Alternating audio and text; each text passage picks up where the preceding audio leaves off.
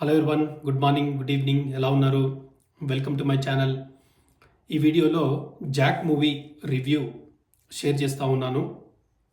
ఈ సినిమాకి సంబంధించినటువంటి స్టోరీ ఏంటి, తర్వాత ప్లసెస్ ఏంటి, మైనసెస్ ఏంటి, అదేవిధంగా ఈ సినిమా బాక్స్ ఆఫీస్ దగ్గర సక్సెస్ అయ్యేటటువంటి అవకాశం ఉందా లేదా, ఏ సెక్షన్ ఆఫ్ ఆడియన్స్ ఈ సినిమాను చూసేటటువంటి అవకాశం ఉంది, ఇలాంటి అన్ని డీటెయిల్స్ కూడా ఈ వీడియోలో షేర్ చేస్తూ ఉన్నాను.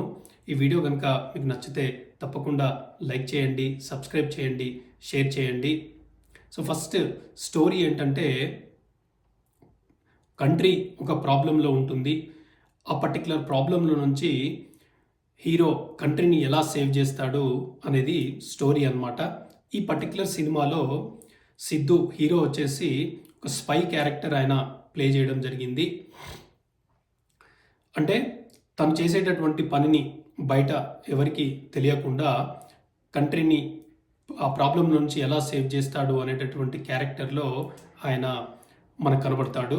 తర్వాత హీరోయిన్ వైష్ణవి, తర్వాత ప్రకాష్ రాజ్ రా ఆఫీసర్గా కనబడతాడు, తర్వాత ఫాదర్గా నరేష్. సో వీళ్ళందరి క్యారెక్టర్స్ కూడా అన్నీ కూడా బాగున్నాయి. వాళ్ళందరూ కూడా వాళ్ళ యొక్క క్యారెక్టర్స్కి చాలా ఆప్ట్గానే అనిపించారు. తర్వాత టెక్నికల్ డీటెయిల్స్ వచ్చేసి స్క్రీన్ ప్లే కానీ, డైరెక్షన్ కానీ, తర్వాత ఎడిటింగ్ కానీ, బ్యాక్గ్రౌండ్ మ్యూజిక్ కానీ, టెక్నికల్ వాల్యూస్ కానీ, ప్రొడక్షన్ వాల్యూస్ కానీ, ఇవన్నీ కూడా చాలా చక్కగా, అంటే సినిమా స్టోరీకి ఈక్వల్గా దాంట్లో సినిమాలో బ్లెండ్ అయ్యేటటువంటి విధంగా ఈ డిపార్ట్మెంట్స్ అన్నీ కూడా చాలా బాగున్నాయి. అయితే దీంట్లో మనం ఒకసారి కొంత డైరెక్షన్ గురించి మనం మాట్లాడదాము. ఆబ్వియస్లీ బొమ్మరిల్లు భాస్కర్, ఆయనకి మెగా బ్లాక్ బస్టర్ సినిమాలు ఉన్నాయి, తర్వాత ఫ్లాప్ సినిమాలు ఉన్నా కూడా అవి ఒక కల్ట్ సినిమాలుగా చాలా, అంటే ఆరెంజ్ లాంటి సినిమాలు హిట్ అయినటువంటి తర్వాత చాలామంది కూడా అప్రిషియేట్ చేసినటువంటి ఇదన్నీ కూడా మనం చూసాము. సో ఆయన సినిమాలు హిట్ అయినా ఫ్లాప్ అయినా కూడా ఆయన సినిమా వరకు ఏంటంటే చాలా డిసిప్లిన్గా సినిమా తీస్తాడు. సో అదే డిసిప్లిన్, అదే కమిట్మెంట్ ఈ సినిమాలో మనకి కనబడుతూ ఉంటుంది. సో ఆ విధంగా మనం చూస్తే డైరెక్షన్ అంతా కూడా చాలా బాగా ఉంది. తర్వాత నెక్స్ట్ సాంగ్స్ ఏంటంటే, మనకి డీజే టిల్లు ఫ్రాంచైజీలో సాంగ్స్ అనేది చాలా పెద్ద ఎత్తున బ్లాక్ బస్టర్ అయ్యాయి. సో ఈ సినిమాలో 2 సాంగ్స్ ముఖ్యంగా మనకి కనబడతాయి. ఒకటి పాబ్లో నెరూడా, తర్వాత నెక్స్ట్ వచ్చేసి కిస్ సాంగ్. సో ఈ 2 సాంగ్స్ కూడా ఏంటంటే అంత పెద్ద చార్ట్ బస్టర్ కాలేదు కానీ డీసెంట్గా హిట్ అయ్యాయి.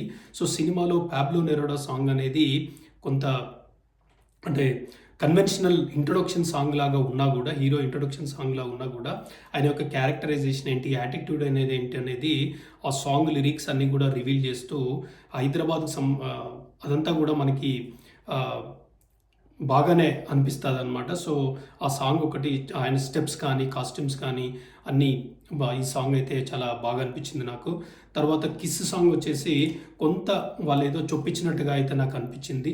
అంటే మరీ టూ మచ్గా అవుట్ ఆఫ్ ద బ్లూలో కాకుండా కొంత సాంగ్ని ఏదో అక్కడ సిచ్యువేషన్ లేకున్నా ఏదో క్రియేట్ చేసినట్టుగా అది నాకు అనిపించింది. బట్ ఓవరాల్గా ఆ సాంగ్ కూడా బాగానే ఉంది. But at the same time DJ Tillu స్క్వేర్తో కంపేర్ చేస్తే మాత్రం సాంగ్స్ ఆ లెవెల్లో లేవు. But 2 songs are okay to watch అనమాట.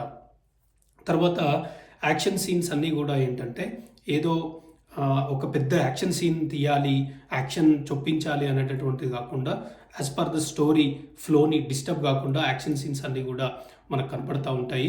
అయితే వాళ్ళు ప్రమోషన్లో చెప్పినట్టుగా హాలీవుడ్ లెవెల్లో అంత లేవు, కానీ యాక్షన్ సీన్స్ అయితే కొంత ఓకే, మనకు బాగానే కనిపిస్తూ ఉంటాయి. తర్వాత నెక్స్ట్ ఈ సినిమాకి సంబంధించినటువంటి బ్యాక్గ్రౌండ్ మ్యూజిక్ ఏదైతే ఉందో, ఆయన శామ్ సిఎస్ అనుకుంటా. సో ఆయన చాలా బాగానే కొట్టాడు. అంటే ఎక్కడ కూడా మనకి కొంత రిఫ్రెషింగ్గా అనిపిస్తుంది. But at the same time ఇప్పుడు ఈ మధ్యన ఒక టెంప్లెట్ తీసుకొచ్చి అదే టెంప్లెట్ని throughout the film carry చేస్తూ ఉన్నారు కదా. సో అలాంటిది ఏం కాకుండా సీన్ వైజ్ సీన్కి ఆప్ట్గా ఉండేటటువంటి విధంగా బ్యాక్గ్రౌండ్ మ్యూజిక్ అయితే నాకు అనిపించింది. తర్వాత నెక్స్ట్ ఈ సినిమాలో ఉన్నటువంటి ప్లసెస్ ఏంటంటే, ఫస్ట్ హీరో క్యారెక్టరైజేషన్ అనమాట. అంటే ఇప్పుడు డీజే టిల్లు స్క్వేర్ తర్వాత వచ్చినటువంటి సినిమా ఇది కాబట్టి చాలామంది కూడా ఆ తాలూకు క్యారెక్టరైజేషన్ని కొంత ఎక్స్పెక్ట్ చేసేటటువంటి అవకాశం ఉంది. సో సడన్ ట్విస్ట్ లేకపోతే డిఫరెంట్ క్యారెక్టరైజేషన్లోకి హీరో కాకుండా ఆ క్యారెక్టర్కి సంబంధించినటువంటి ఆ మాడ్యులేషన్ కానీ, డైలాగ్ డెలివరీ కానీ, వైబ్ కానీ, ఎనర్జీ కానీ, తర్వాత హ్యూమర్ కానీ, ఆ ఫన్ కానీ కొంత ఈ సినిమాకి వాళ్ళు ట్రాన్స్ఫర్ చేశారనమాట. అంటే వాళ్ళు ఇన్హెరిట్ చేసుకున్నారు. అయితే ఆ ఇన్హెరిట్ అనేది ఏదో ఫోర్స్ఫుల్గా తీసుకోలేదు. అంటే హీరో యొక్క క్యారెక్టర్ ఆ విధంగా ఉండడం కూడా ఇది ప్లస్ అయిందనమాట. సో ఒక కంప్లీట్ షిఫ్ట్ ఉండకుండా ఆ డీజే టిల్లు స్క్వేర్ యొక్క క్యారెక్టర్ని అడాప్ట్ చేసుకోవడము ఈ సినిమాకి ప్లస్ అయింది. ఎందుకంటే ఎస్పెషల్లీ థ్రిల్లింగ్ సంబంధించినటువంటి సినిమా చూసినప్పుడు ఏంటంటే, థ్రిల్లర్ని చూసినప్పుడు కొంత డిఫరెంట్గానో, కొంత కామెడీనో, హ్యూమర్ లేకపోతే ఆ సినిమా కొంత చాలా అంటే కనెక్ట్ అయ్యేటటువంటి అవకాశం లేదు, బోర్ ఉండేటటువంటి అవకాశం ఉంది. సో ఈ పర్టికులర్ క్యారెక్టరైజేషన్ ఏదైతే ఉందో అది ఫస్ట్ హాఫ్లో హెల్ప్ అయిందనమాట. అదేవిధంగా ఈ డైరెక్షన్ కూడా కొంత ప్లస్ అయింది సినిమాకి. వాళ్ళు ఎక్కడ కూడా డీవియేట్ కాకుండా చాలా డిసిప్లిన్గా, చాలా కమిటెడ్గా తీసినటువంటి విధానం కూడా డైరెక్షన్ అది నాకు బాగా నచ్చింది. తర్వాత కొన్ని 2-3 ట్విస్టులు కూడా ఉంటాయి, అవి కూడా సినిమాకి ప్లసెస్ అయినాయి. అయితే ఇప్పుడు మైనస్ల గురించి మాట్లాడదాం. సో మైనసెస్ ఏంటంటే ఈ సినిమాకి ముఖ్యంగా స్టోరీ అనమాట. స్టోరీ అంటే ఒక హీరో ఒక క్యారెక్టర్ ప్లే చేస్తూ ఉంటాడు. ఆ క్యారెక్టర్ ఏదైతే ఉందో అది త్రూ అవుట్ ద ఫిలిం ఉంటుంది. దానికి సంబంధించినటువంటి దానికి ఒక ఎమోషనల్ రీజన్ ఉంటుంది. ఆ పర్టిక్యులర్ రీజన్ ఏదైతే ఉందో అది ఎక్కువసేపు చూపించలేదు. తర్వాత దానికి కారణమైనటువంటి పర్సన్ ఎవరైతే ఉన్నారో వాళ్ళు మనకు అంత ఫెమిలియర్ యాక్టర్ కాదనమాట.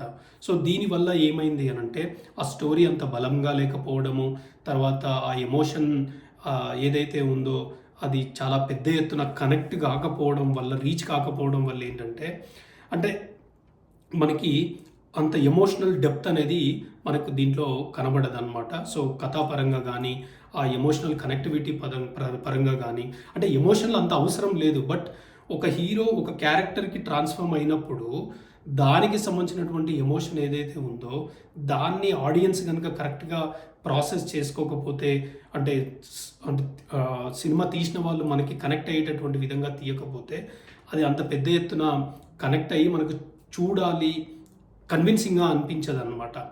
సో తర్వాత అది ఒక biggest minus. So second minus వచ్చేసి ఆబ్వియస్గా సాంగ్స్ వచ్చేసి థర్డ్ మైనస్ అనమాట.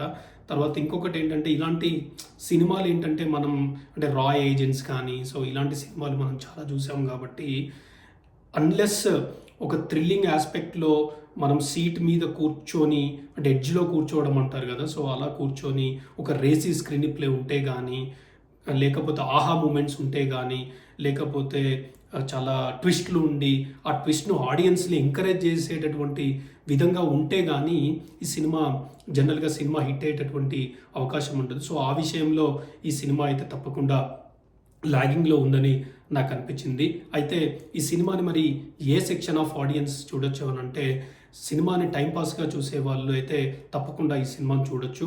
సో వాళ్ళు సినిమా బోర్ ఫీల్ అయ్యేటటువంటి అవకాశం అయితే లేదు. బట్ ఏదైనా డిఫరెంట్గా కోరుకునే వాళ్ళైతే కొంత ఈ సినిమా నుంచి డిసప్పాయింట్మెంట్ అయ్యేటటువంటి అవకాశం ఉంది. తర్వాత బాక్స్ ఆఫీస్ దగ్గర ఏంటంటే ఈ సినిమా అంత టూ మచ్ వన్ సైడెడ్గా పర్ఫామ్ చేసేటటువంటి అవకాశం అయితే లేదు. అంటే డీజే టిల్లు స్క్వేర్ అంత పెద్ద ఎత్తున బ్లాక్ బస్టర్ అయ్యేటటువంటి అవకాశం అయితే లేదు. సో ఓవరాల్గా ఏంటంటే కొంత ఎక్కువగా యావరేజ్ అయ్యేటటువంటి అవకాశం ఉంది. బట్ ఒకవేళ ఇంకొంత రీచ్ కనుక ఉంటే ఎబోవ్ యావరేజ్ అయ్యేటటువంటి అవకాశం కూడా ఉంది. తర్వాత ఇంకొకటి ఏంటంటే ఈ సినిమాకి ఎందుకో పెద్ద ఎత్తున ఎక్స్పెక్టేషన్స్ లేవు. అంటే ఈ సినిమాకి కొంత ప్రమోషన్ లేట్గా చేయడమేమో, లేదంటే సాంగ్స్ హిట్ కాకపోవడమో, లేదా ఈ సినిమాకి సంబంధించినటువంటి జానర్ ఏదైతే పీపుల్ అర్థం చేసుకోవడమో ఏమో తెలియదు, కానీ ఈ సినిమాకి పెద్ద ఎత్తున ఎక్స్పెక్టేషన్స్ లేదనమాట. సో లేవనప్పుడు ఏంటంటే ఆడియన్స్ ఎక్కువగా ఓపెనింగ్స్ ఉండేటటువంటి అవకాశం ఉండదు. సో అలాంటప్పుడు మౌత్ టాక్ అనేది చాలా ఇంపార్టెంట్. సో బలమైనటువంటి ఇంప్రెషన్ క్రియేట్ చేయాల్సినటువంటి అవసరం ఉంటుంది. సో ఆ విషయంలో కొంత ఈ సినిమా వెనుకబడింది అని అయితే నాకు అనిపిస్తూ ఉంది. మరి చూడాలి ముందు ఈ సినిమా ఏ విధంగా పర్ఫామ్ చేస్తుందో. సో ఈ సినిమా మీరు కనుక చూస్తే, నా వీడియో కనుక మీరు ఇక్కడి వరకు వచ్చి చూసినట్టయితే తప్పకుండా నా రివ్యూతో ఏకీభవిస్తారా లేదా అనేటటువంటి విషయాన్ని కూడా కామెంట్ రూపంలో తెలియజేయండి. Thanks for watching, appreciate it.